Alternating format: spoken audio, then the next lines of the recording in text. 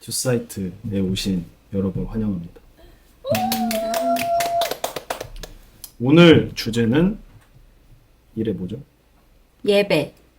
이 주제에 관해서 얘기할 때 처음 질문을 어떻게 했으면 좋겠는가에 대해서 생각했을 때 뭔가 어린 시절이나 지금까지 살아오면서 나는 받는 것에 익숙했는가 아니면 주는 것에 익숙했는가 어떤 그런 시절을 더 많이 보내는 것 같은지 우리 셀라는 어떤 저는 사실 뭐 주는 것에 더 익숙한 사람이거든요. K 장녀로서 뭔가 책임감을 갖고 뭐 동생들한테 주는 것도 그렇고 뭐 부모님한테도 제가 먼저 책임을 다하는 그런 역할이 더 많은데 하나님 앞에서는 받는 게 더 익숙한 것 같다라는 생각이 많이 들어요.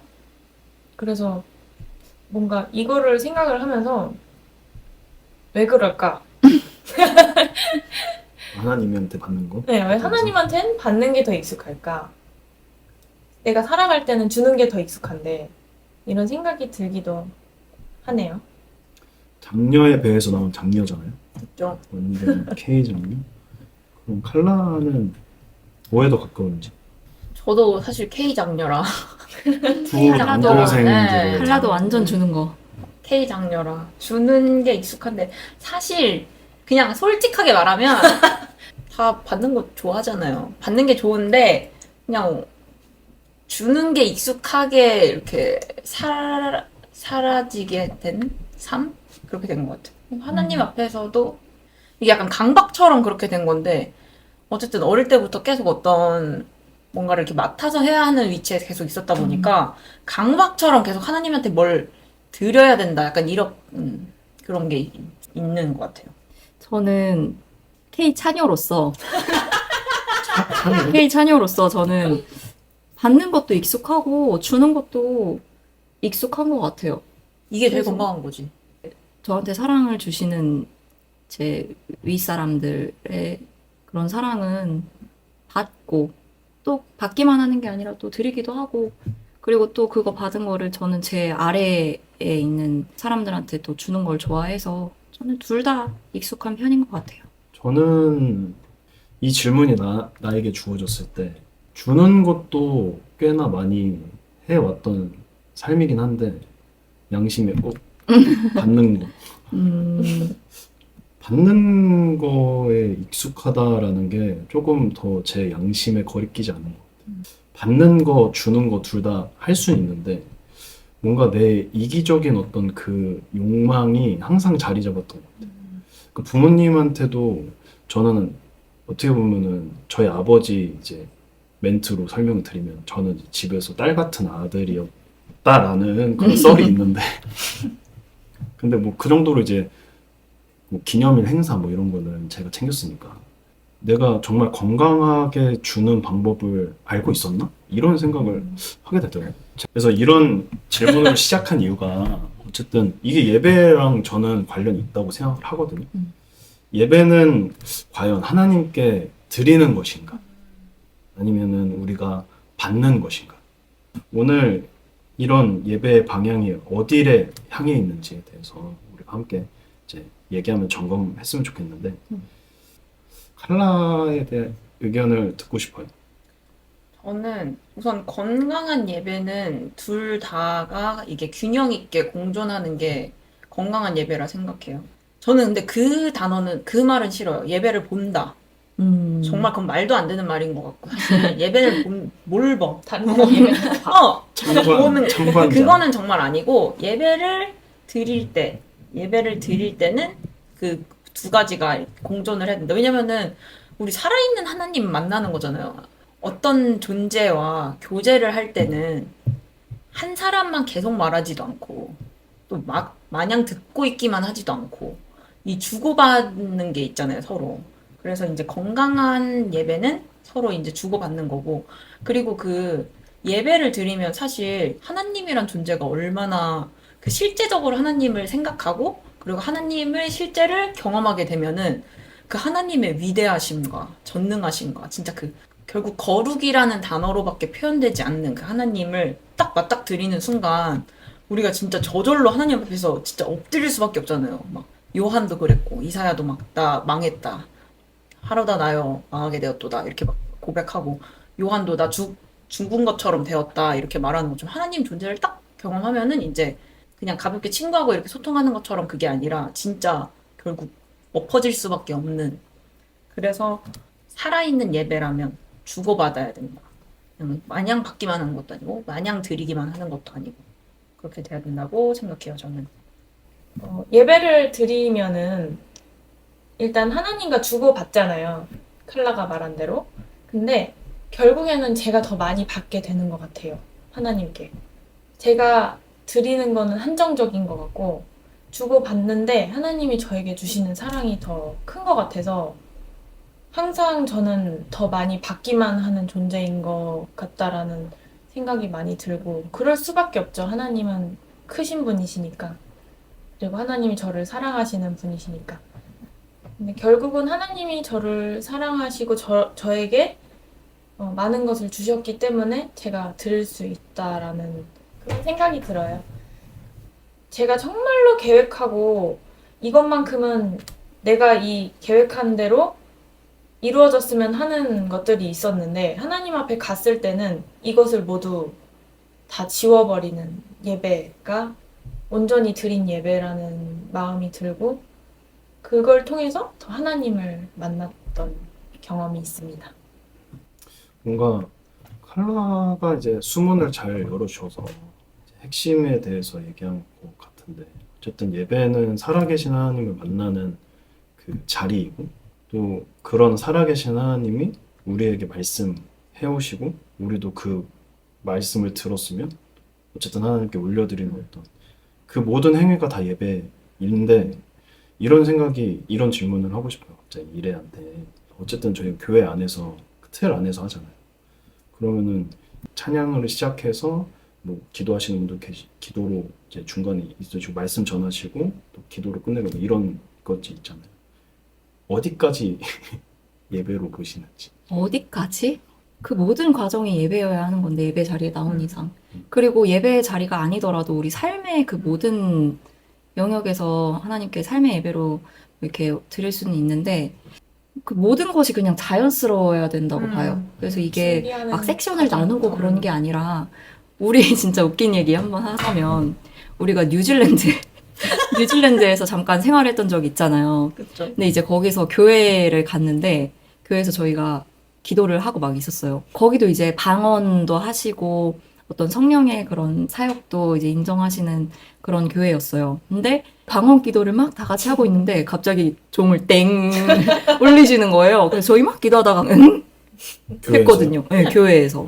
그래서 저희 입장에서는 저희는 그런 예배를 드리지를 않았잖아요.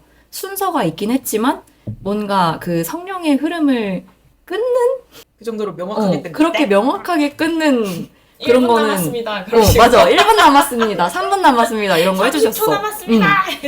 어쨌든 그 모든 과정이 자연스러워야 된다고 생각을 해요. 어떤 이 예배의 어떤 형식이 아니라 자연스럽게 하나님께 올려드리는 그런 방향으로 가야 되는 것 같다. 그래서 아까 그 칼라가 이 예배는 이렇게 상호작용이라고 했잖아요. 하나님과 나와의 상호작용. 하나님이 인간을 창조하실 때 그 창조하신 목적 자체가 예배를 받기 위한 거였잖아요. 그러니까 받기 위하신 거긴 한데 하나님 입장에선 그 우리 입장에서는 예배를 드리고 단순히 이런 개념이라기보다는 진짜 나 자신 자체를 그냥 하나님께 드린다 생각을 하면은 던진다고 생각을 하면은 하나님 입장에서는 얼마나 예쁘겠어요. 그래서 하나님이 주시고자 하는 것, 우리가 받고 싶은 거 말고. 그래서 당연히 교회에 와서 예배를 드릴 때 어떤 성령의 만지심을 받을 수도 있고, 오늘 설교는 나한테 어떤 메시지를 주실까 하는 기대를 할 수도 있고, 오늘 찬양을 통해서 내가 어떤 마음의 만지심과 위로를 얻을까라는 생각을 할 수도 있긴 하지만, 그 전에 나를 먼저 드린다라는 생각을 갖고 있으면, 하나님이 우리한테 주시고자 하는 그거를 더 수월하게 하나님께서 주시고 그걸 또 우리는 받고 그런 상호적인 작용이 될 것 같아요. 이게 하나님과의 관계를 너무 딱딱하게만 생각해요. 음. 사실 그런 사랑을 해본 적은 없어요. 하나님 말고 그런 사랑을 해본 적은 없는데 우리가 너무 사랑하는 존재를 만났을 때 얘한테 진짜 내 모든 걸 다 주고 싶다 하는, 저는 사실 조카나 뭐 제 막내 동생이 그런 존재거든요. 막 얘한테 모든 걸 다 주고 싶다. 그 사랑을 받고 싶은 거잖아요. 하나님은 사실 하나님이 사랑하기 위해서 창조한 그 인간의 그 피조물의 사랑을 원하는 건데 이걸 너무 딱딱하게만 생각하고 막 그 예배 시간에 나를 던지는 것조차 그냥 너무 막 힘들고 고행 이렇게 생각하는 그게 마음이 아파요. 그런 부분이. 그래서 그 사랑의 살아있는 관계, 사랑의 예배, 이거 진짜 너무나 중요한 것 같아요. 이게 없으면 사실 신앙생활 아무 의미 없어요, 진짜.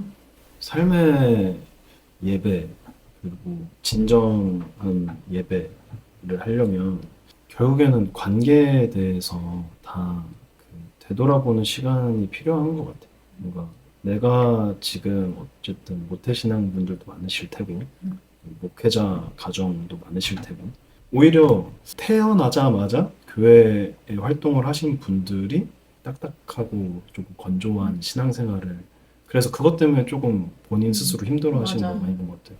근데 저희가 이제 예배에 대해서 그리고 하나님과 관계에 대해서 드리는가 받는가 이거에 대해서 이제 얘기했는데 성경에 보면 하나님이 받으시는 예배에 대한 일화도 많지만 하나님이 받지 않으시는 예배에 대한, 그리고 더 나아가서 하나님이 굉장히 혐오하는 예배도 존재한다는 게 성경에 나와 있잖아요. 하나님이 받지 않으시는 예배는 어떤 게 있는 것 같은지. 받으시지 않는 예배는 행위로는 잘 드릴 수 있는데 마음으로 하나님께 온전히 드리지 못하는 예배이지 않을까라는 생각이 들어요. 그리고 이제 예배라는 것이 꼭 예배 시간만 예배가 아니라 내 삶의 모든 것이 예배가 되어야 되는 거잖아요. 그래서 내가 어떤 일을 해도 하나님 앞에서 행해야 하는 건데 하나님께서는 그 마음의 중심을 다 보시잖아요. 그래서 겉으로는 하나님께 막 울면서 기도할 수도 있고 하지만 하나님은 그 마음의 중심을 보시는 것 같아요. 그래서 그 마음의 중심이 하나님 앞에 온전히 있느냐 없느냐의 차이로 받고 안 받으시고 하시지 않을까. 이래는 어떻게 생각하시는지? 저는 그 하나님이 받고 싶어 하시는 예배를 우리가 드리는 게 중요하다고 생각을 하는데, 하나님이 받으시기 원하는 그 예배와 우리가 드리고 싶어 하는 그 예배가 일치한다면 가장 이상적이긴 한 건데, 이게 인간이 내 감정이 틀어지거나 그런다면은 내 도저히 이런 감정으로서는 하나님한테 예배를 드릴 수 없을 것 같아 라고 생각하시는 그런 때도 있고, 저도 물론 있었고, 내 감정의 상태가 어떻든 그냥 하나님께 드리는 거. 그러니까 일단은 무조건적인 순종인 것 같아요. 성경에 보면 사울이 드린 제사도 자기가 드리고 싶은 그런 제사였잖아요. 하나님이 원하시는 것과는 반대되는. 아브라함이 이삭을 바쳤던 그 사건도 하나님이 정말 기뻐하셨던 제사 중에 하나였거든요. 하나님이 아브라함한테 너의 그 소중한 아들 이삭을 나한테 바쳐라 라고 했을 때 아브라함이 얼마나 청천벽력 같았겠어. 감정이 얼마나 두렵고 또 하나님에 대한 어떤 원망의 마음도 있을 수 있잖아요. 사람인데 하나님이 주셔놓고서는 왜 바치라고 하시냐 라고 할 수 있지만, 성경에 보면은 아브라함의 반응은 안 나와 있어. 그냥 다음날 바로 아침에 일어나서 그냥 바로 산을 올라갔다고 되어 있는데, 아브라함의 그 마음 중심 가운데 그냥 하나님에 대한 절대적인 순종, 그리고 절대적인 신뢰가 있었던 거지. 그리고 또 한 가지가 이삭도 나이가 어리지 않았대잖아요. 청년이었죠. 청년이었다는데, 그럼 이삭 입장에선 사실 어떤 사람들이 느끼기에는 이삭은 그냥 희생양이다 라고 느낄 수도 있지만, 이삭도 자신의 의지로 그 번제단 위에 올라간 거거든요. 수시로 제물이 되는 양에 어떻게 그렇게 받쳐지는지 봐왔던 다 알 건데. 인생이었으니까. 그래서 그 모든 상황들을 봤을 때 나의 상황이 어떻고 나의 감정이 어떻고 나의 모든 조건들이 어떻고 간에 하나님은 나의 상태가 어떻든 간에 마땅히 경배 받으셔야 할 분이거든요. 그래서 그런 거를 생각을 계속 해야 될 것 같아요. 맞아. 그래서 내가 드리고 싶은 예배가 아니라 하나님이 받으시고자 하는 그런 예배를 드리는 게 가장 중요하다고 생각을 합니다. 어떤 목사님이 이런 예화를 그 표현을 하신지는 기억이 잘 안 나는데, 그러니까 인간을 지으신 하나님이다. 하나님은 지성, 감성, 어떤 부성애, 이런 어떤 사랑, 감정, 선 이런 걸 창조하신 분이기 때문에 똑같이 하나님도 그런 것들이 우리보다 훨씬 고차원적인 어떤 그런 성품과 이런 것들이시겠지만 내 그런 감정들이 안 좋을 때 예배 자리 나올 수도 있잖아요. 근데 그 자리에 나와서는 그런 감정을 무시하라는 게 아니라 그러니까 하나님한테 솔직해져야 되는 것 같아요. 다윗 보면은 맞아. 진짜 얼마나 시편에 보면 얼마나 자신의 그 상처받은 마음과 고통스러운 마음을 하나님 앞에서 얼마나 토해내는 그런 시들이 많아요. 중심이 중요한 이유도 여기서 나오는 것 같은 게 중심이 내가 정말 하나님을 알아가길 원하고 하나님과의 관계가 점점 깊어져가고 그런 과정에 있는 분들은 우리가 막 엄마 아빠나 내가 의지하는 존재한테 막 내 힘든 거 막 바라잖아요. 그러면은 그분 그 존재가 나에게 위로를 해줄 수도 있고 충고를 해줄 수도 있고 근데 진짜 이 하나님을 살아계신 분이라고 인식을 한 상태에서 이 관계가 있는 상태에서 하나님 앞에 토로를 하다 보면은 이 모든 일을 주관하시는 하나님을 발견을 할 수밖에 없어. 그래서 이 모든 상황 가운데 내 감정과 상황을 막론하고 하나님을 찬양하고 예배해야 한다. 그게 하나님이 받으실 만한 예배다. 이게 딱딱한 그런 게 아니라 결국 하나님을 발견하면은 그렇게 될 수밖에 없는 거야. 내 감정이랑 상황이랑 상관없이 그 이면에 있는 하나님을 발견하게 되는 거잖아요. 받으시는 예배는 이렇게 분명한데 과연 받지 않으시는 예배는 성경에서 어떨까라는 거를 좀 찾아봤어요. 이거를 준비를 하면서. 근데 보는데 가인과 아벨은 너무나 이제 유명한 사건이고 그리고 사울의 제사도 유명하잖아요. 근데 그것뿐만이 아니라 하나님이 너 그냥 네 재물 갖고 돌아가. 내 마당 뜰만 더럽히니까 너 그냥 들어오지 마. 그냥 가. 라고 하는 게 이사야서에도 여러 번 나오고 그 이스라엘 백성들의 제사에 대해서 하나님이 막 여러 번 말하는 게 있는데 그때마다 하나님이 왜 그렇게 화를 내셨을까라는 걸 보면은 목적이 뭐냐면 하나님을 예배로 이용해 먹고 싶은 거예요. 내 중심에서 하나님을 경험하고 싶고 알고 싶고 이게 아니라 그냥 하나님을 이용해서 이 상황 모면하고 싶고 내가 6일 그냥 내 맘대로 살았어. 막 내가 하고 싶은 대로 막 하고 뭐 온갖 하면 안 되는 짓인 거 아는데 막 했어. 일요일에 돌아왔어요. 내 죄책감 있잖아. 이걸 해결을 하고 싶은 거야. 그냥 하나님 앞에서. 이 죄책감을 그냥 해결하기 위해서 울고 쥐어짜고 막 해가지고 나 이 죄책감에선 해방됐어. 실제로 내 생활이 달라지고 싶고 내가 변화되고 싶은 마음은 하나도 없는 상태에서 그냥 이 죄책감을 모면하는 거예요. 그냥 그렇게 하나님을 그냥 이용해 먹는 거. 이걸 하나님이 정말 왜냐면 우리 그러잖아요. 막 사랑하는 관계에서 이 사람한테 얻을 수 있는 것만 이용해 먹고 이런 사람들 누가 좋아하고 그 사람을 누가 기뻐해요. 그렇게 해오고 있는 걸 알면 하나님 정말 모든 걸 다 보시는데 저도 그런 예배를 드렸었고 그게 어떤 건지를 아는 상태에서 그게 하나님과의 관계에 얼마나 치명적인가. 정말 하나님이 그 사람을 모든 존재를 사랑하셔서 이 사람을 사랑하고 구원하고 싶으셔도 이 사람이 이런 상태인 거는 하나님이 마음은 사랑하시고 마음 아프시겠지만 가증스러운 거죠 정말. 하나님이 인격이라는 거를 우리가 무시해서는 안 될 것 같아요 정말. 진짜 제가 이걸 기도할 때마다 하나님이 한 번씩 생각나게 하시는 말이 있거든요. 하나님이 제가 하나님이 멀리 있다고 생각하거나 아니면 너무 힘들다 말 이렇게 생각할 때마다 하나님이 자주자주 저한테 떠올려 주시는 말이 뭐냐면 내가 너의 호흡보다 너한테 더 가까이 있다. 이 말씀을 하나님이 저한테 되게 자주 하세요. 그렇게 하나님이 가까이 있는 분이라는 거를 알면은 정말 이 이래 언니가 아까 말했던 그 받으실 만한 예배 그것도 결국 드릴 수밖에 없게 되는 거고 이 받지 않으시는 예배가 뭔지를 정말 깨달을 수밖에 없는 거지. 왜냐면 살아계신 분인 거니까. 근데 이게 결국에는 저희의 예화를 들은 거잖아요. 저희가 경험한 것들.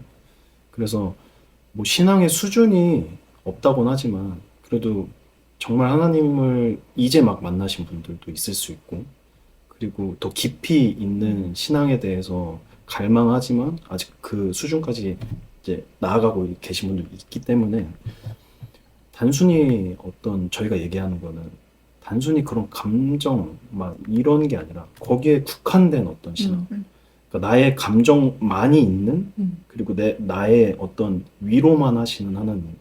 그런 하나님만이 아니라 우주를 지으시고 세상을 지으신 하나님이 그렇게 광대하고 넓고 우리에게 주실 게 너무나도 많으신 분인데 우리는 단순히 우리 감정에 국한돼서 거기 그 감정 안에서 만난 하나님만 만나고 있진 않은지 더 깊은 하나님을 사모하셨으면 좋겠어요, 다들. 저희도 그랬던 신앙이 있으니까. 자, 그 예배에도 단계가 있으니까 물론 초신자분들은 그런 과정이 필요해요. 맞아요. 하나님 앞에 맞아요. 울고 맞아요. 감정의 만지심, 위로함 받고 그런 게 내적 필요하지.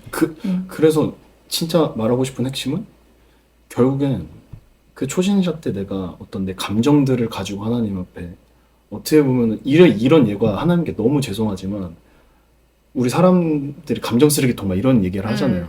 근데 하나님은 너무나도 우리를 사랑하시기 때문에 처음에 만난 우리를 생각해보면 우리의 감정들을 다 하나님 앞에 배설하고 또 하나님이 그런 우리에게 넘치는 사랑을 주시고 근데 그런 어떤 관계들이 시작인 것 같아요. 그래서 그게 쌓이면 결국에는 우리의 이 신앙이 끊어지지 않고 계속 유지될 때 아니 아브라함이 하나님의 그 음성을 듣고 하나님을 의심하지 않았던 거죠. 아무 그 답변에 대한 게 없잖아요. 아브라함이 어떻게 답변하고 어떤 걸 느꼈죠. 그냥 단순히 다음날 아침 일찍 일어났다. 근데 그런 관계를 사모해야 되는 거죠. 저희가. 맞아요. 제 친구 중에 배우가 정말 되고 싶은 간절한 친구가 있었어요.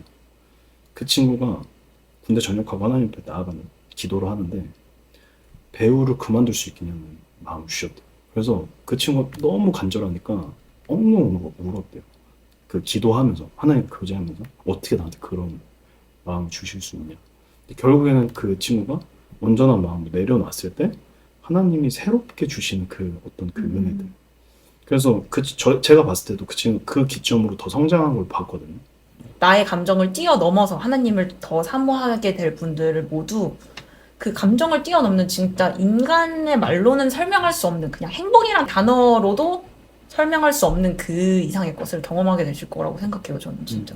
맞아요. 그럼 오늘 조금 어떻게 보면은 많은 어떤 고민이 있으실 수도 있고 이 부분에 대해서 그리고 궁금해하시는 분들도 있고 저희도 다 한번 돌아봤으면 하는 질문인데 공예배에서 느껴지는 감정 그게 진짜 나의 경배일까? 라는 질문을 가져와 봤는데 이거에 대해서 이래는 어떻게 생각하시나요? 보통 이런 상황들은 좀 수련회에서들 많이들 겪으시죠. 수련회 때 막 뜨거웠다가 일상으로 다시 돌아가면 호로록 식는 그런 분들이 많으시다고. 근데 천국 가면은 진짜 영원토록 하는 것이 예배잖아요. 경배잖아요. 이 일상에서의 삶에서의 예배와 평소에 드리는 그런 예배와 삶의 예배 이런 게 힘들다면은 아직 뭔가 천국 갈 준비가 안 된 거야. 그렇게 생각을 해요, 저는. 왜냐면 영원토록 가서 할 게 경배인데 이 땅에서는 설교도 필요하고 전도도 필요하고 또 치유 사역도 필요하고 또 눈물 흘리면서 하는 그런 회개도 필요한데 천국 가면 그런 거 다 없잖아요. 남는 거 뭐밖에 없어. 경배밖에 없잖아. 수련회에서 받는 은혜는 뭔가 은혜를 받는다. 한때 살짝 취한 거죠. 취한 느낌. 근데 거기서 빠져나와서 마땅히 경배 받으셔야 할 하나님한테 초점을 맞춰 보면은 내가 이 삶에서의 예배와 평소에 지속되는 그런 예배에서도 내가 어떻게 예배를 드리고 있는지를 좀 발견하실 수 있을 것 같아요. 그래서 이 땅에서부터 진짜 경배자로서 준비되어지는 시기거든요. 지금 이 주어진 모든 예배들의 과정이. 그래서 이 땅에서부터 진짜 경배자로 만들어지는 그런 과정들에 좀 익숙해지시길 축복합니다, 다들. 결국에는 일의 말 들으면서 생각나는 게 유치부 때 그게 아직도 기억나는 게 천국에 대해서 설명해 주실 때 유치부 그 시절 때는 구름, 금, 나무, 뭐 이런 에덴 무릉도원 뭐 이런 식으로 하잖아요. 거기에 예수님이 계신. 그래서 어떻게 보면은 그 좋으신 예수님보다는 환경, 그러니까 잘 꾸며진 그런 것들. 근데 저는 그게 너무 뭔가 천국을 그랬는데 구름을 막 이렇게 그렸는데 왜 가고 싶은지 모르겠는 그때 그 당시에는 어렸으니까. 근데 이래 말 들으면서 느낀 거는 아 내가 천국 가고 싶은 이유가 뭐지? 에 대해서 생각이 난 것 같아요. 왜냐면 이런 감정들이 많죠. 천국 가면 저희 집 한 채씩 다 있고 막 저희가 원하는 것들 다 하나님이 짓고 계시고 우리 헌금 낼 때마다 벽돌 하나씩 사주고 뭐 이런 것들이 많잖아요. 그리고 천국에 입성하면 근심, 걱정, 고통 이런 것이 없는 나라라고 하니까 없겠지만. 없겠지만. 없겠지만. 그래서 영원토록 예배한다는데 음. 잠깐만 내가 지금 천국 가고 싶어 하는 이유가 뭐지? 그거에 대해서 번뜩 생각이 그치. 이 부분은 근데 다들 간과하실 수도 있을 것 같아. 왜냐면 거기 그냥 천국 딱 들어가는 게 우리의 종착지 응. 딱 이런 느낌인 거야. 거기서 그냥 나는 영원토록 쉼을 얻고 어. 그런 부분도 물론 있어. 근데 목적이 있지만, 이건 건 거야. 어. 목적이 하나님과 영원히가 아니라 목적이 예수님 빠진 그 그러면 천국 어떻게 편안한. 그리고 이게 좀 오해하실 수도 있는 게 수련회에서 받은 그 은혜가 가짜라는 건 아니에요. 모든 그런 맞아요. 게. 근데 이제 수련회에서 받은 그 은혜를 일상생활에까지 끌고 올 수 있느냐. 터닝 포인트가 되는 건 분명한 것 같아요. 수련회라는 게 특히 청소년기, 청년의 때에는 터닝 포인트가 되는 건 분명한데, 근데 저는 안타까운 건 그거예요. 터닝 포인트를 거기서 경험한 분들은 그 뜨거움이 없으면은 아닌 줄 알아. 저는 이 맞아. 잔잔한 진짜. 교제와 그 아무도 보지 않음에도 나와 하나님과 둘만의 그게 사실 맛돌이에요. 맛돌이잖아요. 진짜 그래서 맛돌이에요. 그 연애를 그렇게까지 이렇게 하진 않았지만 연애할 때 막 만천하에 막 계속 그러지 않잖아요. 뭐 우결 찍는 것도 아니고 모르겠지? 뭐 하트 시그널 이런 거 찍는 것도 아니고 정말 둘이 깊어지는 관계가 되면은 둘이서의 교제가 진짜 찐일 거 아니에요. 근데 이 뜨거움만 계속 있진 않잖아요. 두 분이 경험해 아셨듯이 뜨거움만 계속 되진 않잖아요. 사실 진짜 관계라는 거. 그래서 이 고조된 감정이 맞을 수도 있어, 물론. 근데 진짜 나는 아닐 가능성이 크다. 이거를 증명해내야 되는 거지. 이게 진짜 나야라는 거는 내 삶에서 증명되는 거지. 그래서 그 안에서 느끼는 게 다 진짜일 거예요. 근데 진짜지만 결국에는 우리가 지금 얘기하고 있는 거는 하나님과 나의 관계니까. 그 경험이 우리 다 없진 않잖아요. 그렇죠. 그런 경험이 다 있잖아. 도대체 뭐가 진짜 나인가? 난 분명 이렇게 뜨거웠는데 왜 이렇게 냉랭하고 왜 이렇게 막 그런가? 그런 고민이 다 있어 봤잖아요, 사실. 근데 이거는 계속 말했다시피 내 감정에 기반이 된 게 아니란 거. 그냥 그 모든 예배는 내 감정과 내가 느끼는 거와는 상관이 없이 하나님에 대한 거라는 것을 인지를 하는 순간 이 공예배의 고조된 감정조차도 진짜 예배가 될 수 있는 거죠.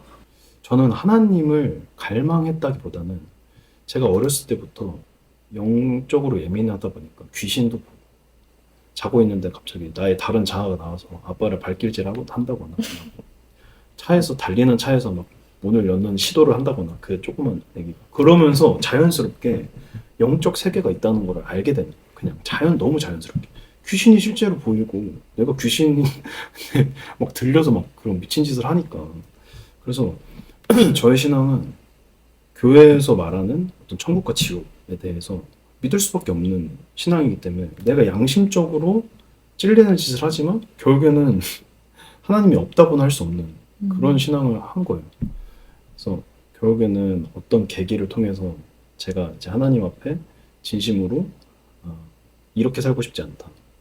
나를 세상으로 던져버리시든가 아니면 하나님 제대로 믿게 해달라고 이런 어떤 어린 기도를 했는데 그 기도를 기점으로 이제 영적으로 깨어있는 교회에 가니까 제 어떤 신앙의 그 중심이 오늘 우리가 나누는 어떤 하나님과의 관계보다는 그런 교회 안에서 신앙생활을 잘한다고 하는 사람들을 따라가는 신앙이 되더라고요. 그래서 내가 눈물 흘리는 그것도 어떤 하나님에 대한 사랑보다는 그 어떤 그 뜨거운 감정, 내 볼에 흐르는 그 뜨거운 감정을 사모하는.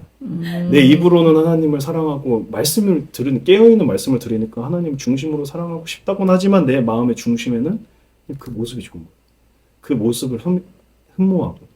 그래서 열심히 기도하는데 저는 한 그런 과정을 한 2, 3년 동안 그랬어요. 내 안에 너무나도 깊숙한 그 뿌리에 내가 은혜 받는 거에 대한 그 집중이 너무 강한 거예요. 하나님은 온데간데 없고 이거를 더 솔직하게 얘기하면 내 실제적인 삶에서는 하나님에 대한 순종이 없어. 100에서 10% 순종해. 그냥 양심적인 것만.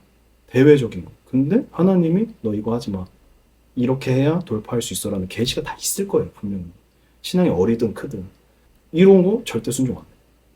깨어있는 교회에 다닌다는 이유로 그때 너무 진리가 막 깨달아지고 막 이러니까 계시가 있는 거 보니까 내 일주일의 삶은 온데간도 없고 그냥 거기서 눈물을 흘리고 이런 걸 만족하는 어떤 그런 신앙을 너무 오래 해왔었어요. 그래서 그거를 대면하고 나서 제 스스로가 너무 싫더라고요.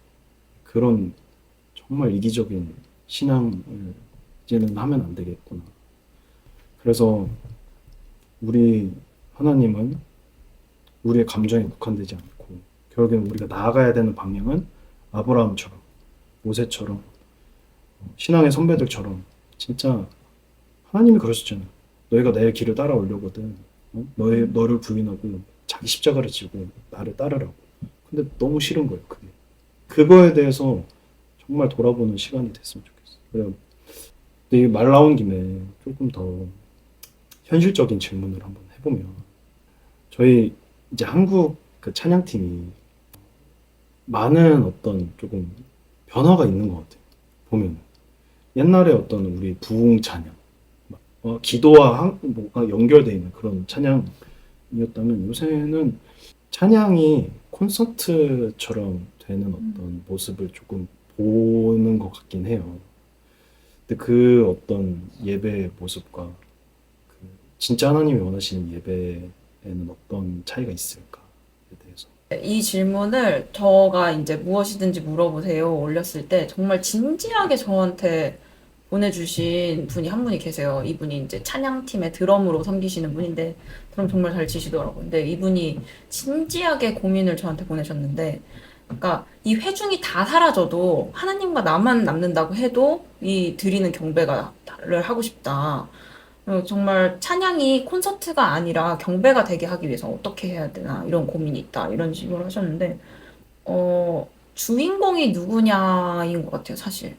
주인공이 빠진 상태에서 그냥 우리끼리만 신나는 건 그냥 진짜 콘서트예요. 그냥 차라리 정말로 즐기려고 콘서트 가는 게 오히려 나을 정도로. 사실 기술이 많이 발전을 했잖아요. 세상 기술이. 그래서 사실 뭐 그런 기술 자체, 가진 재능 자체를 쓰지 말라고 얘기를 하는 게 아니라 그거를 그냥 뽐내기 위한 목적. 그러니까 그분들이 모두 뽐내기 위한 목적으로 그걸 했다는 게 아니라 그냥 어떻게 보면은 하나님이 주인공이 아니라 이 사람들의 이목을 끌어서 하나님을 보게 한다는 명분으로 이 사람들이 결국 주인공이 된 거예요. 이 사람들의 수준, 이 사람들이 즐길 수 있고 이 사람들의 감정이 뜨거워질 수 있는 게 결국 주인공이 된 거. 이것 때문에 결국 찬양이 콘서트화 되는 것 같은데 이 모든 재능을 가지고 하나님을 보게 할 수 있지만 결국 이 사람들에게 맞춰서 하나님을 보게 하려는 게 아니라 사실 경배자들이 앞에 있는 이 리더, 경배자들, 제사장이잖아요 사실. 이 사람들이 그냥 하나님을 보고 있으면은 이 회중들은 따라서 하나님을 볼 수밖에 없잖아요. 이 사람들을 즐겁게 하기 위한 게 되면은 콘서트. 그치만 이 모든 것을 활용해서 하나님만 보고 있다면 그거는 경배. 다윗이 우리는 항상 성공자들의 성공 일화만 보잖아요. 근데 다윗은 청소년 시절 모든 시절을 아비한테도 거의 버림받은 어떤 누구한테도 주목받지 않고 양떼들을 돌봤던 그 양떼를 그냥 돌본 것도 아니고 사자를 때려 눕히고 막 이런 어떤 그게 결국에는 하나님과의 관계를 의미하는 거잖아요. 근데 그런 어떤 정말 하나님과 독대하는 시간을 통해서 성경에서 찬양, 경배 하면 다윗이잖아요. 대표적인 인물. 하나님이 그런 사람을 찾으시는 것처럼 경배자들 그리고 회중 스스로도 우리가 이제 계속 얘기했잖아요. 공적인 예배와 개인의 예배 다른가요? 같은가요? 이거에 대해서 얘기했지만 결국에는 같다. 그래서 다윗이 아무도 보지 않을 때 이미 하나님은 왕으로 채택하신 것처럼 우리가 진짜 하나님께 드리고 싶은 예배, 그 하나님 받으시는 예배는 정말 우리의 마음이 하나님께 향해 있는 그런 예배가 아닐까라는. 저희가 요즘에 자주 듣는 어퍼룸, 지난번에도 언급하셨듯이 어퍼룸 교회 거기 이제 보시면 모든 그 사람들이 그 곳에서 모여서 각자의 예배를 드리거든요. 찬양단은 회중을 의식하지 않고 또 회중은 찬양단을 의식하지 회중을 않고 보지도 보지도 않아. 보지도 그래서 않더라. 우리 이 찬양단이 저 사람들한테 어떤 은혜를 끼쳐야 할까 이런 생각 자체가 없고 하나님께 마땅히 올려드려야 할 그 경배만 그냥 알아서 같이 있지만 골방처럼 그렇게 드리고 있는 거고 또 그 공간 가운데서 회중 또한 찬양단한테 무언가를 기대하지 않는 거지. 그냥 자신이 드리는 예배를 각자가 다 드리고 있으니까 그곳이 바로 진짜 골방의 경배인 건데 또 다 같이 올려드리는 그 경배까지 되는 거지. 얼마나 감격스러워요, 그게. 천국이죠, 진짜. 응. 저는 정말 너무 사모돼 이런 거. 근데 우리 교회도 사실 이번에 이름을 바꿨잖아요. 그렇죠. 레더스 처치로. 레더가 이제 사다리를 뜻하는 건데, 우리 이제 목사님이 항상 말하시는 게, 경배는, 찬양은 하나님께 올라가는 그 사다리다. 그래서 찬양단은 경배하는 것을 통해서 이 회중이 하나님과 직접적으로 연결이 될 수 있도록 도와주는 그런 사다리 같은 역할을 해야 한다. 통로이다. 이렇게 말씀을 항상 하셔서 저희는 그 굉장히 하나님을 경배하는 그것에 집중하길 원하는 그런 공동체잖아요. 그래서 이번에 이제 레더스 처치로 이 교회 명을 바꾸게 됐는데 정말 이 이름 안에서 저희의 정체성을 찾은 것 같아요. 만약에 내가 지금 다 같이 드리는 예배에서는 뭔가 내 감정이 고조되고 뜨거워지는 건 되는데 뭔가 하나님을 바라보는 건 잘 안 되는 것 같은 사람들도 있잖아요. 내 감정은 만짐을 받지만 진짜 경배가 뭔지 아직 잘 모르겠다라고 하시는 분들은 골방에서 계속 예배를 드려봐야 될 것 같아요. 기름 부으심은 전이 되는 거라 생각을 하거든요. 그래서 내가 악기를 연주할 수 있다거나 그러면 더 좋겠지만 만약에 그럴 수 있는 능력이 없다 그러면은 어퍼룸이라든지 아니면 그 지저스 이미지라든지 아니면 뭐 베니힌 목사님도 계시고 또 그 테리 메갈몬 요런 분들 찬양 틀어놓고 계속해서 그냥 내 방 안에서 집 안에서 경배해보세요. 그럼 그게 진짜 내 그 경배 영이 내 안으로 흘러 들어와요. 일의 얘기 들으니까 그 일이 생각이 나요. 어떤 친구가 저한테 이제 진짜 예배를 드리고 싶다고 그런 얘기를 하면서 목사님이, 그러니까 부목사님이신데 부목사님이 회중이라고 해야 되나? 이제 성도들을 앞에 두고 예배를 하셨지만 성도들이 없는 것처럼 하나님께만 온전히 예배하는 모습을 보면서 그 모습을 보면서 예배를 하는데 나도 저렇게 하나님 앞에 정말 내 온전히 내 마음과 몸을 들여서 예배하고 싶다. 이런 얘기를 한 친구가 있어요. 그러니까 일의 얘기를 들으니까 그 친구의 말이 되게 생각이 나면서 결국에는 먼저 믿은 사람들이 그런 모습을 보여야 되지 않을까. 그 보여주려고 하는 것이 아니라 하나님 앞에 내가 온전한 예배를 드리면 초신자들도 그 모습을 보고 하나님을 바라볼 수 있겠다라는 생각이 들더라고요. 그런 분들이 이제 골방에서 음. 계속 경배하는 그 시간을 가져야 하는 거지. 근데 그게 진짜 얼마나 행복한지 몰라요. 그 시간에만 받을 수 있는 그런 만지심이 있고 그 시간에만 겪을 수 있는 그런 감격스러움이 있단 말이에요. 그 어떤 하나님과 1대1 관계에서도 돌파가 되는 시간이 될 거라고 생각을 해요. 그래서 요한복음에 보면 아버지께서 참으로 예배하는 자들은 영과 진리로 예배할 때가 오나니라고 하셨잖아요. 그래서 지금 우리 이때는 그 종교가 필요한 때가 아니라 맞아요.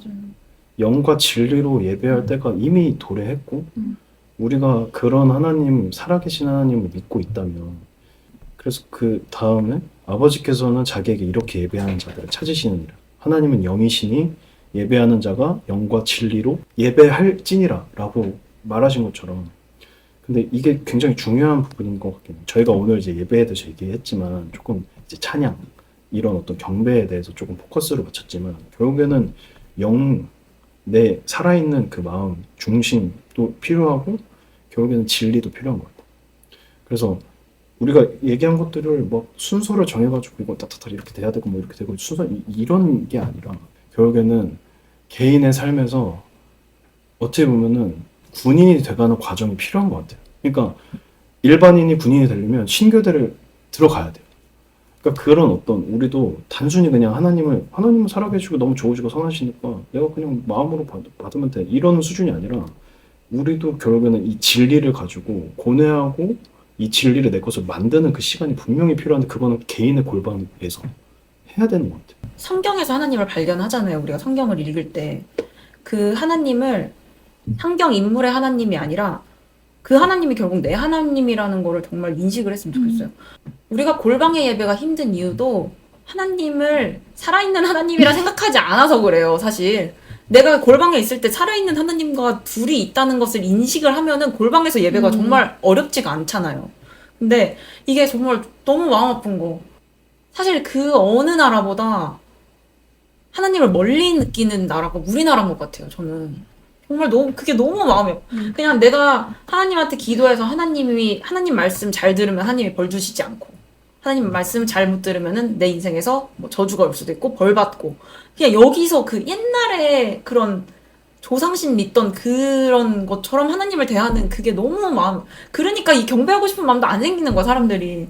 그래서 정말 아까 빅터가 말했듯이 이 과정, 그 과정에 하나님이 살아있는 하나님, 영과 진리로 예배하라고 했잖아요. 그 진리, 하나님이 살아계신다는 그 진리, 그리고 하나님이 성경에 말씀해 주신 그 진리들이 진짜 살아서 역사하는 진리라는 거를 우리가 진짜 인식을 할 때 진짜 이련리가 말했던 그런 골방의 예배가 더 사모가 되게 될 것 같아요. 저희 집 같은 경우는 그냥 아침에 일어나면 무조건 그런 경배 찬양부터 틀어요. 그래서 그걸 틀어놓고 일상생활을 할 때 그냥 계속 흘러나올 수 있도록. 그래서 아침에도 이제 출근 준비를 하면서 베니힘 목사님의 그 할렐루야 그거를 틀어놓고 화장을 하는데 너무 막 감격스러운 거예요. 할렐루야밖에 없어, 가사에. 진짜 하나님 경배하는 거야. 할렐루야밖에 없는데 너무 그 옛날 영상이잖아요. 맞아요. 몇십 년 전 영상인데 거기서 그 수많은 사람들이 다 하나가 돼서 하나님 경배하고 있는 그 모습을 보면서 그때 그 몇십 년 전에 그 기름 부으심이 지금 나한테 흘러 들어오는 거예요. 너무 감격스러워서 눈물이 막 났거든요. 이런 경험들을 다들 해보셨으면 좋겠어. 그래서 지금 내가 뭔가 진짜 경배 드리는 게 힘들다. 그러면은 그렇게 도움을 받는 것도. 왜냐면 내가 아직은 예배자로서 준비가 되지 않았는데 어떤 방법으로 그걸 드려야 될지 모르겠는 분들이 많잖아요. 그래서 계속해서 내 마음문을 활짝 열고 그 경배의 기름 부으심을 내 속으로 계속해서 들어올 수 있게끔 그렇게 마음문을 열어놓으셨으면 좋겠어. 저도 그 신앙이 되게 어렸을 때 하나님을 1대1로 처음 만났을 때는 하나님을 너무 만나고 싶은데 어떻게 만나야 될지 몰라서 그냥 무조건 교회에 갔어요. 그래서 교회에 가서 이런 고조된 감정도 느끼고, 하나님은 감정을 주시는 분이니까 하나님이 저에게 오시면 감정이 고조될 수밖에 없기는 해요.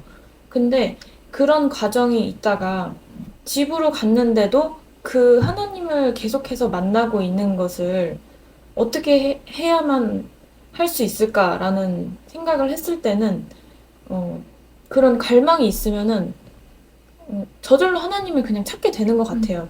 내가 있는 그곳에서 그냥 그렇게 하다 보면은 신앙에도 성숙도가 있잖아요. 그러한 순서대로 내 신앙이 점점 더 깊어지고 커지고, 그래서 그렇게 성장하게 되는 것 같고, 그리고 살다 보면은 내 신앙이 뭔가 미끄러지는 것 같은 순간들이 올 때가 있잖아요. 그럴 때는 이래가 말한 대로 이렇게 뭔가 하나님 앞에 솔직하게 나아가서 기도하면서 임재가 가득한 찬양을 다시 들으면서 다시 회복하는 거죠. 이런 일들을 통해서 계속해서 하나님과 내가 연결돼 있도록 하는 것이 진짜 중요한 것 같아요. 저는 이렇게까지도 했었어요.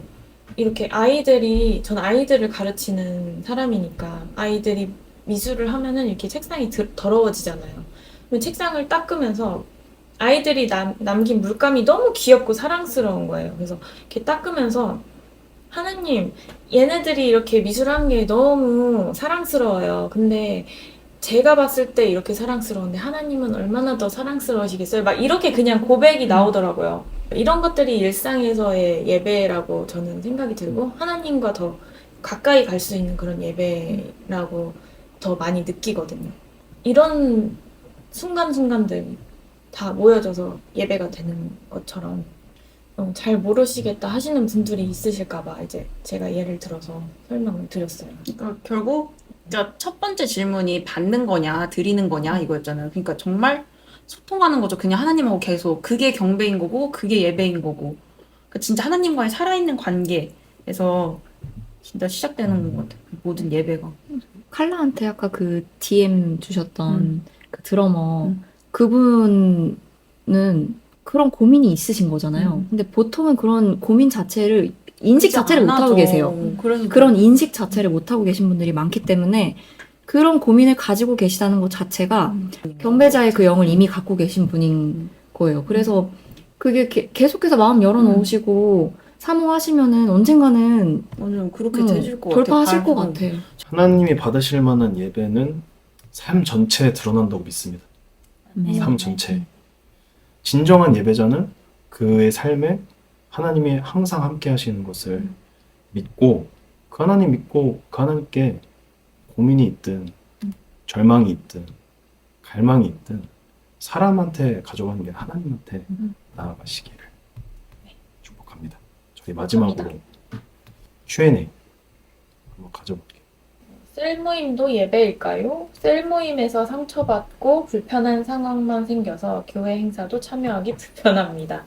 라는 질문을 남겨주셨어요. 어떤 분이. 저희 2화 한번 보시죠. 공동체편 한번 보고. 공동체편 한번 보셔야 되고 그리고 예배가 되게 할 수 있습니다. 예배가 되게 할 수 있고 공동체 안에서 이제 공동체편에 나오지만 공동체 안에서 상처받을 수 있잖아요. 근데 내가 여기에 속해 있는 목적이 단순히 행사 참여하고 이거 너무 티처럼 들려질지 모르겠지만 제가 튀긴 하지만 네, 공감은 하거든요. 근데 어떤 상황일지는 제가 다 알지 못한 상태에서 답하는 거라 조심스럽긴 한데 내 목적이 여기에 있지 않다는 거. 그냥 단순히 공동체 참여하고 셀 모임하고 교회 행사 참여하는 거에서 넘어가게 되면은 상처를 받게 되는 상황이 있더라도 이걸 뛰어넘게 돼요. 그렇기 때문에 이분한테 그렇게 추천드려요. 상처를 사실 받을 상황은 어느 교회를 가시든 똑같고 어느 모임을 가시든 상처받을 만한 상황은 항상 생겨요. 근데 내가 목적이 이 나를 상처받게 하는 거 그 위 너머에 있으면은 상처를 사실 받지 않거든요.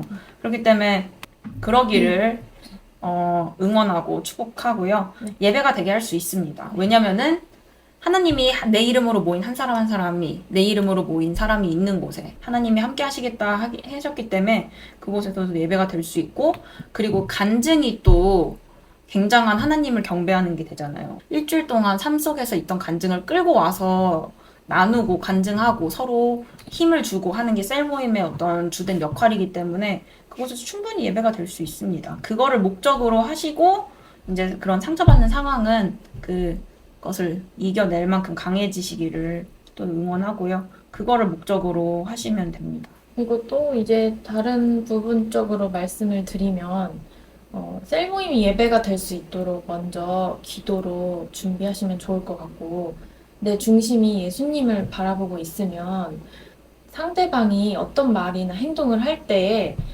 정말로 나를 불편하게 하고 상처받게 하는 일들이 있을 수 있겠지만 예수님을 바라보고 있으면 그 사람이 왜 그런 행동을 하고 말을 했는지 볼 수 있을 것 같아요. 그래서 사실 예수님의 관점으로 보면 내가 보는 거랑 다를 수 있는 거거든요. 만약에 그 사람이 정말 실수를 했다고 해도 그 사람이 왜 그렇게 행동했는지 그 이면의 모습을 보고 오히려 마음이 아파서 기도해 줄 수 있는 사람이 될 수도 있고 이런 면도 있어요. 그래서 예수님을 바라보면 될 것 같습니다. 기도하라 할 때 뭔 기도를 해야 하는지 모르겠어요. 라고 질문을 남겨주셨어요. 이 질문을 보는데 어떤 귀여워요. 상황에 있고 어떤 상태이신지 모르겠지만 이런 질문을 남겨주신 것 자체가 용기 있죠. 용기를 내셨다라는 생각이 들고 근데 이게 진짜 있을 수 있는 맞아요. 퀘스천이에요. 기도를 하라 하는데 무슨 기도를 해야 될지 모르겠어요. 근데 제가 군대를 갔다가 이제 왔는데 군대 때 조금 신앙적으로 많이 다운이 됐었어요. 교회랑 이제 완전 처음으로 이제 동떨어진 나 홀로 쓰는 저는 생각보다 애견남 같이 좀 늦게 이제 성장했기 때문에 나이와 상관없이 독립이란 거에 대한 어떤 두려움이 있었거든요. 부모 그리고 내 공동체 그래서 이제 그런 어떤 좀 하나님 안에서 온전하지 못한 군 생활을 하다가 연애도 있었지만 전역하고 교회 왔는데 목사님이 이렇게 멘트를 하시는 거예요. 부흥이 왔다. 부흥에 참여해라. 지금 부흥에 참여하지 않으면 안 된다. 내 상황은 지금 완전 이런데 막 뭐 기도도 안 되고 뭐 내가 뭘 기도해야 될지도 모르겠고 그런 상황인데 근데 제가 그때 했던 거는 딱 한 가지예요. 그냥 하나님이 계시는 곳에 있었어요. 기도가 나오든 기도가 나오지 않든 그냥 내 마음을 그냥 하나님 앞에 그냥 드리는 어떤 그 생각으로 그 시간을 버텼던 것 같아요. 이게 뭐 정답은 아닐 수 있지만 근데 그러면서 점점 제 마음이 어떤 내가 진짜로 이 답답한 마음 때문에 교회를 떠나고 싶어 이게 내 본질이 아니기 때문에 이런 어떤 퀘스천이 있다면 내가 진짜 하나님을 어떻게 해야 만날 수 있지? 이런 고민이 있으신 거라면 그냥 하나님 앞에 버텼어요. 그냥. 그러면서 하나님이 점점 제 마음을 만지시고 저한테 계시를 주시고 그러면서 다시 하나님 앞에 나아갔던 시간이 있었던 게 생각이 나더라고요. 신앙생활이라고 하는 거 그리고 어떤 크리스천이라고 이름을 이제 내가 크리스천이야 라고 하게 되는 것은 이걸로 그 완전 판도가 바뀐다 생각해요. 하나님을 살아있는 존재로 인식하고 살아있는 하나님과의 그 살아있는 관계에 들어가는 거 전과 후로 나뉜다 생각하거든요. 기도할 때 기도를 뭐라고 해야 되는지 모르겠어요 라고 하는 이유가 우리가 기도를 너무 어렵게 생각해요. 우리가 엄마 아빠랑 대화하는 거로 생각하고 그리고 친한 친구 뭐 사랑하는 존재라고 생각하면은 얘기할 거 정말 친구들이랑은 정말 밤새워서도 얘기하잖아요. 그래놓고 헤어지면서 다음에 만나면 또 얘기해 이렇게 다음에 만나서 얘기해 이렇게 또 얘기하고 막 하루 종일 전화하고 다음에 만나서 얘기해 이렇게 얘기하는 것처럼 기도하는 게 그런 거거든요 사실. 그래서 정말 이분도 그 하나님을 살아있는 존재로 인식하게 되시면은 정말 이 기도하는 거는 정말 어렵지 않다 이렇게 생각하게 되실 거예요. 믿는 모든 분들이라면 하나님의 음성을 모두 들을 수 있어요. 왜냐면은 영이 태어났잖아요.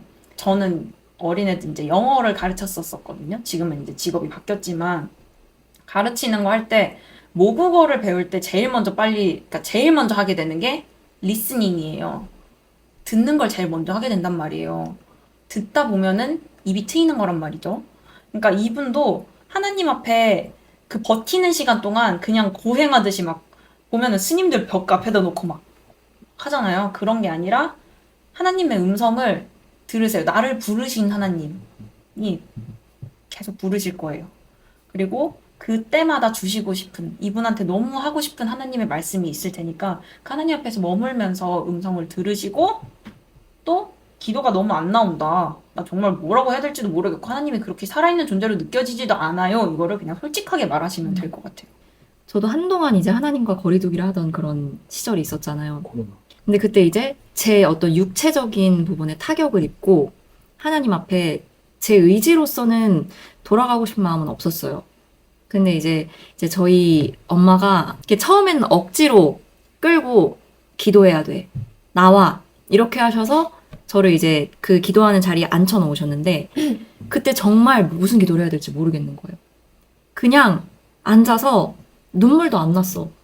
내 마음은 너무 힘들고 내 몸 상태는 너무나도 망가져 있어서 나는 만신창이가 됐는데 이걸 가지고 하나님 앞에서 하나님과 대화를 안 한 지가 너무 오래됐다 보니까 저 좀 도와주세요라고 할 수 있는 그런 형편도 아니었고 염치는 또 있으니까 그래서 무슨 기도를 해야 될지 몰라서 그냥 이렇게 앉아 있었어요.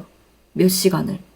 근데 그때 기도 시간에 나오던 찬양이 뭐였냐면 주는 참 좋으신 분이라는 찬양이었거든요.